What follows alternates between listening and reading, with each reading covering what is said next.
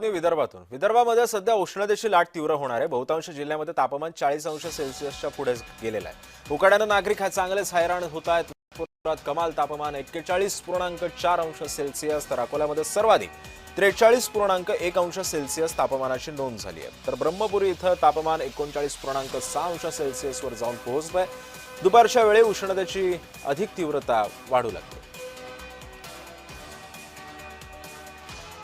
पण पाहतोय की उष्णतेच्या लाटेपासून कसं वाचाल।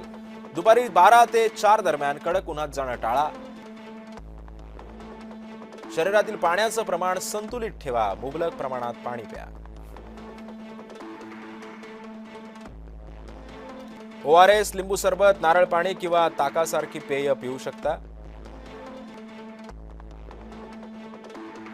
उन्हावेळी घराबाहेर पडताना टोपी, रुमाल, स्कार्फ किंवा छत्रीचा वापर करा।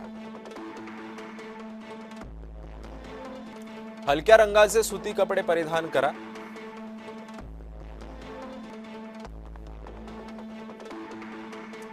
घराबाहेर पडताना स्वतःजवळ पुरेसं पाणी ठेवा।